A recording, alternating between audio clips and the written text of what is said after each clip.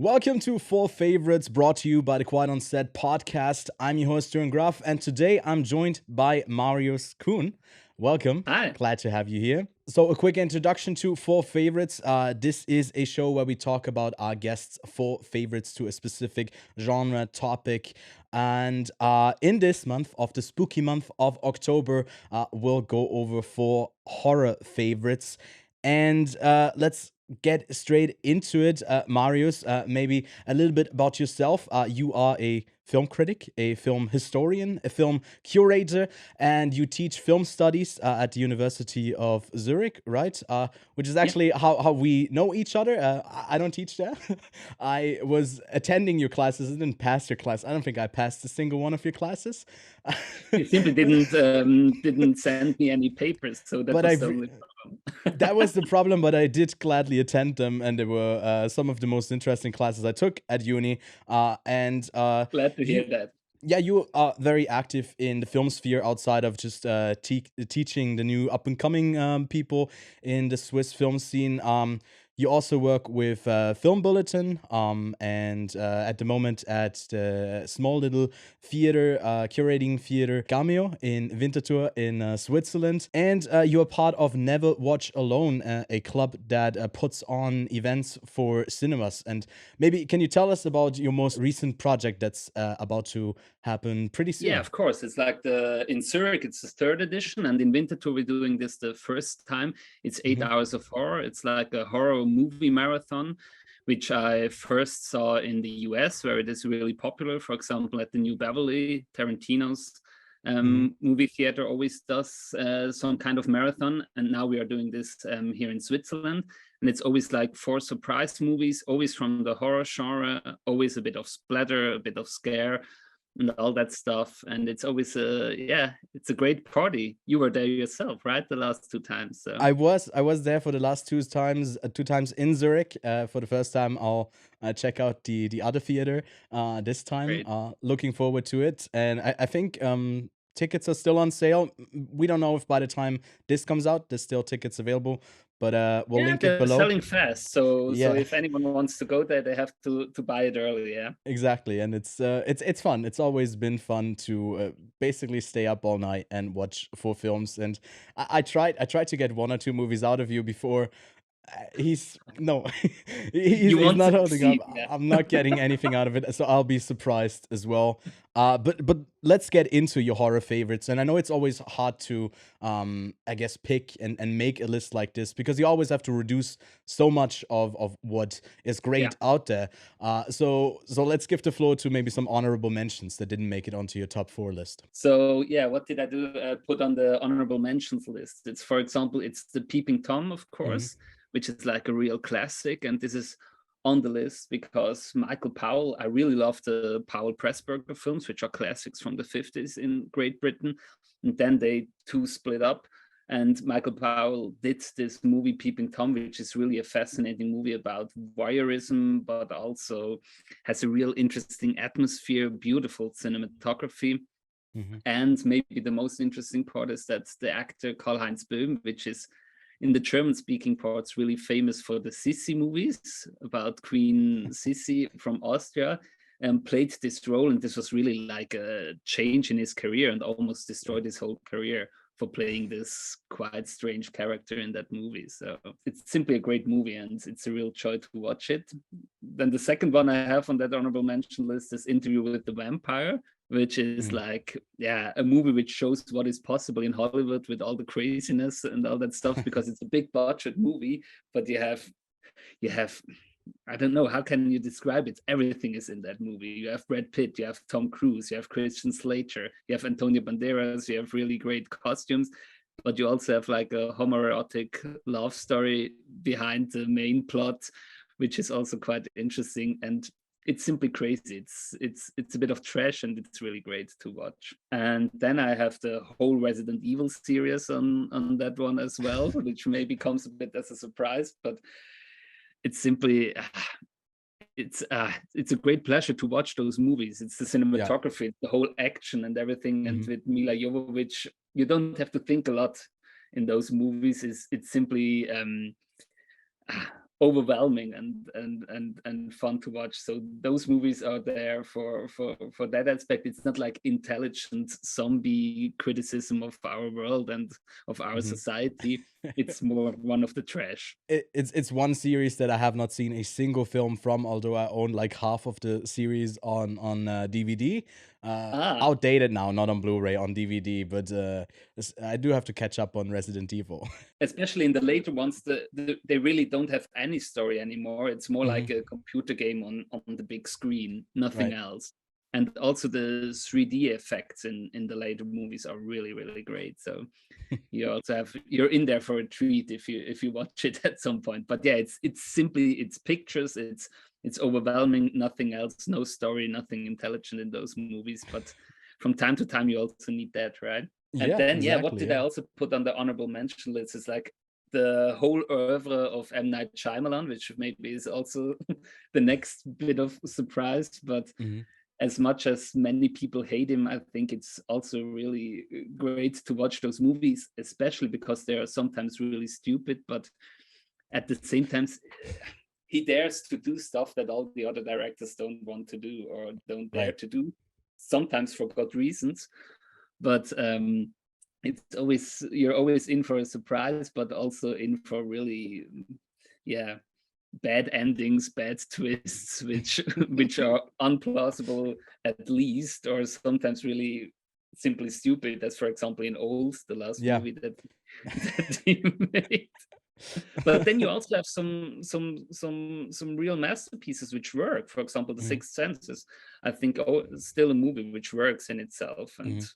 which is really interesting for the suspense and the whole atmosphere that he creates. So M. Night Yeah. Shyamalan is always something that I enjoy, and I think I saw all the movies on the big screen when they came out, so that's something Oh, that wow. I never Okay. miss. Worth the spectacle for the latest M Night film. Mhm. The I didn't watch the trailer yet, but it looks like a good movie. There's already the trailer out for the next movie. I'm always there to watch it, but I can't consider myself a fan of all of his films. But Yeah.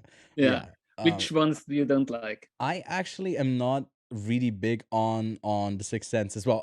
Like it's for me, it's high up there, but I think it's just because I watched it really late that I'm Yeah. contextualizing it differently. How much of an impact it had on like pop culture and other films. Did you already know what the end is? Did you already Uh, know the twist? I did know the twist, so and that ruins it a lot. So yeah, I couldn't get completely into it, but I like Split quite a bit, and I also haven't Mhm. seen like all of his filmography. I'm missing quite a few just because the reception has usually not been like great, and then you're like, okay, I can Yeah. skip out on this one. But yeah, I'm always looking for a challenge to watch Yeah, more movies. maybe you can also watch like the smaller movies of him, for example, but many people will hate that movie. But The Happening, for example, I think is quite a great movie, but many people hate it. Is that That's with the one where nature Mark? strikes back. Right. Right. Yes, I know exactly. I mean, I've seen so much of that film, and I pretty much know it beat by beat by beat. I just haven't seen it. It's one of those films that you kind of have seen through YouTube and stuff like that. Yeah, and It's kind memes of been and picked gifs and apart. all that stuff, because yeah, Exactly. Yeah. many people said that this is really a bad movie, but in a way I like it. I don't know, I have a bit of a weakness for M. Night What? Shyamalan. Yeah. No. Yeah, it's that. And then the other two honorable mentions are simply Get Out and Titan, and those are the two movies which I think are like, these are very recent movies, but both are quite interesting, of course, for their Mhm. political subtext and all that stuff that they negotiate, which I find really interesting. And especially Get Out is simply perfect in pacing and jump scares and all that stuff. That movie simply works and has great actors. So yeah, in some way I wanted to have it in the top four, but I also wanted to have a bit of surprises maybe in the top four. So Get Out didn't make it, but it's simply a great movie. Yeah, it is. Both of those films are actually two films that I've also seen and I love as well. So great to make not the top four, but at least get a mention in your honorable mentions. But let's get into your top four and maybe kicking it off with a tie over of a tie-in with the first film you mentioned on your honorable mentions list with Peeping Tom. The film opens up with a scene in a studio, right, with Peeping Tom in Sisters from Brian De Palma from 1972. Can you Yeah. tell us a bit more about why Sisters made your cut? Sisters, I think, has the maybe most beautiful split screen you ever see in film history, which is, I think, about 20 minutes long or something like this. And sometimes you are in the same picture, and sometimes it Hmm. departs again. It's simply beautiful made. And when I was thinking about my top four, I knew there has to be a Brian De Palma movie in it, because Brian De Palma Right. is one of the greatest directors of all time, I think, and it makes so much fun to watch his movies. And Sisters is maybe it's the really first classical Brian De Palma movie as we know him by now, Right. with all the effects, with the shocks, but also with the acting and with the references. And Hmm. you have this beautiful score from Bernard Herrmann, which is like the main composer for most of the Hitchcock movies. So yeah, what did you think about it when you watched it yesterday? I mean, it is the lesser known sibling out of Carrie and the other one, you know, if you look at Brian De Yeah. Palma's horror filmography. So I actually have not heard of this film like ever. It's just been outshone by Carrie so far, and I agree. The split screen thing is just from having seen Blown Out from De Palma as well. Just Yeah. his technical proficiency in Blowout, you mean? uh yeah, no, blowout.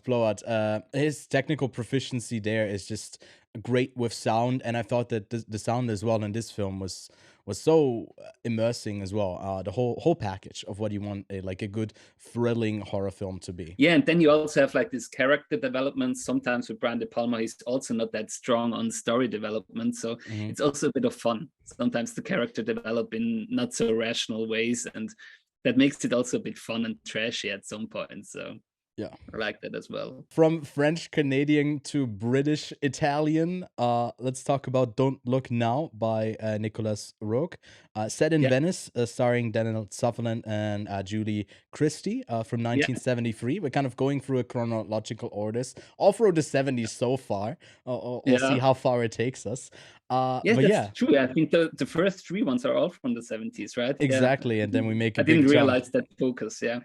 I mean, to be fair, whenever I get my the letterbox stats and it shows my most popular decade, it's always the 70. It's the most highest rated one for me Oh, at all times. interesting. So a lot of classics coming out. I'm seeing on your list as well, but Don't Look Now. That's a way more sincere movie than Sisters is, like from the Mm, whole topic and whole thing, because it has a lot of drama in it, of course, with the loss of the mm-hmm, children for the two parents. What I really like is the atmosphere of that movie, and mm-hmm, it's also like the whole setting in Venice, also with the music and everything. It works so well, and I also took that one in it because this is one I really wanted to have one horror movie in it which really scared me when I saw it the first mm-hmm. time. And I think I was like 14 or 15 years old, and when you see that person with the red cape the first time, Yeah, that simply scares you as fuck when it's you very see that. scary. So I Yeah. also wanted to have that one in it, some movie which really doesn't let you go when you've seen it, Mm-hmm, which scares you for some days. So yeah, it's really, and also like with the two actors, I love it how they play it, and how they develop, and how this whole dramatization of their characters is also combined with these horror elements. So mm-hmm. Don't Look Now is also in this because I was also thinking about the movie like Rosemary's Baby to put on that list, but for me Rosemary's Baby is even more simply a drama, not a horror movie. Right. And Don't Look Now for me combines that really well, the psychological drama with the horror movie, and for that one it's really flawless. I love it for that. So what did you think about Don't Look Now? I thought that the sound mixing at times was like really you could really Yeah. see that there was some post production on it, so that took me out of it a couple of times. But that's Ah, just dates it, I think. And it was mainly on location shooting, I assume. Which also is one of the benefits of the film because it really is a movie in Venice and a drama yeah. in Venice where it uses those places like lots of churches in Venice. So a lot of go around uses that a lot, and then just being lost in the canals and in on over the bridges and the Yeah. streets where you can easily be fooled, and you just see something and then you get confused, which is what the characters do for most of the film. They're just kind of confused and unsure and dealing with trauma. So I agree. I think the film does that so well with its characters. I haven't Was in seen it trance for as well. some time, but I think it's also like I love this setting with it's always only in the mist, right? Whole Venice. It's never sunny, or is it also sometimes sunny? Oh, I don't. It's definitely always cloudy. I think it's never really sunny. Yeah, it's never as a travel destination. I mean, there's murder But happening, it's, and it's it's a completely different Venice. I don't it I is. don't know Yeah. any other movie where you see Venice like this. Maybe the one that is some a bit similar, and I was also thinking about that one is Obsession, which is like the homage from Brian De Palma to Don't Look Now, Hmm. because that also plays in Venice. This is a beautiful film which really takes some references to Don't Look Now and takes some of the plot points from Don't Look Now and makes a whole completely new story out of it. Another great recommendation for a movie that probably is underlooked by a lot of I guess the younger audience members, film lovers who don't have that on their radar. Which I can't say about this next one. I think Yeah. it's just a classic with a dot at the end. Period. It's also not the first time it appears on this show. That just speaks Ah, for it's been named in honorable mentions. It's been a pick before, and we're talking about Ridley Scott's Alien. Really a quintessential horror film and also a sci-fi horror that we don't get as much of, and I guess it's also speaks to that it's just hard to top a movie like this because you pretty much have like the perfect movie already. So yeah, Alien. it's exactly what you said. I think I took it on the top four because I think it's really the perfect horror movie in pacing, jump scares, design of the monster, of course, the acting, everything. It's simply perfect. It simply works in all ways, and it's also maybe one of the few Ridley Scott movies which really work completely. Because for Mhm. me, otherwise, it's always sometimes style over story with Ridley Scott. Right. So many of his films don't work story wise, or the characters don't develop like in a way that I would expect or what I think is right.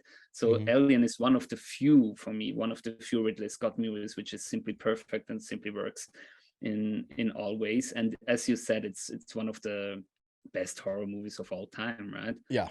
So, and it was interesting. So for me, first on the top four, I also had some other different sci-fi movies. So Mhm. first, it was really many sci-fi movies. For example, The Thing was also a movie I would have loved to put on that top four list. But at the end, I thought, no, Alien is simply perfect. And I think I also took like four movies which on the big screen simply were great. And Alien Right. is also a movie you have to see it on the big screen at some point. I was about to say, is this our lineup for the horror show? No, of course not. Of course So not. that's the only T-shirt that I can give you. All those four movies are, of course, not in the 8 hours of horror. Well, good to know. Good to know. There's one last movie on your list. We Yeah, jump ahead almost 40 years to yeah, 2018. Panos Gusmantos' Cage Rage film Mandy. yeah, Is an experience, quite the experience. Feels like an ongoing nightmare with the color shifts at all times. It was also the first time I've seen it this morning. And maybe can you tell us, yeah, why is this Cage film? Why is this horror film uh, on your list? yeah. First of all, maybe it's a bit the same like with Brian De Palma. I knew there has to be for me maybe a Nicolas Cage movie, not because he's like the horror king, but simply because I think he's maybe one of the greatest actors of all time, and he really shows that in that movie. It's so great how he's balancing that overacting with some drama and everything. He always shifts between the two and Hmm. makes a really astounding performance, I think. And Panos Cosmatos really works visually so stunning with all those effects, with the lights, with the colors. But you also have some classic effects, some classic gore effects, which you would see in movies of the 60s or 70s. So he doesn't work a lot with digital effects or that stuff, and the whole story and how he puts all these elements in it, also elements which you would remember from Hellraiser, for example. But then you also have that chainsaw fight, which is simply perfect. Yeah. So it's crazy in a lot of ways, and this is also why Nicolas Cage is the perfect fit for Hmm. that movie. And I like it because it's the strange accomplishment from that for that movie that he also put Nicolas Cage a bit back on the map for more serious roles. Yeah, I mean, there Well, no was one a would have name. expected that at the beginning, but that Yeah, is what happened. he insults him as a pig or something like that. I think early on in the film, like they really did take Ah, that and maybe made a a whole hint movie for out of it. And it's like, no, pigs are to be respected. Okay, this is my pig. Like that's a great performance from him. I think from film from 2019 or 2020, not too long ago. 2020 or 2019, but that's also a really beautiful movie. Yeah. He's had a great run against ever since Mandy. So definitely for cage for horror, Mandy a great addition to your list. And well, that brings us to the end of your list. Thanks so much for sharing it with us. I hope you had You're a welcome. good time talking for the audience watching. Hope you were able to put some of those on your watch list, and don't forget to leave us your 4 favorites in the comments below. And subscribe to the channel. Leave a like if you enjoyed, and we'll see you soon. Thank you so much for tuning in.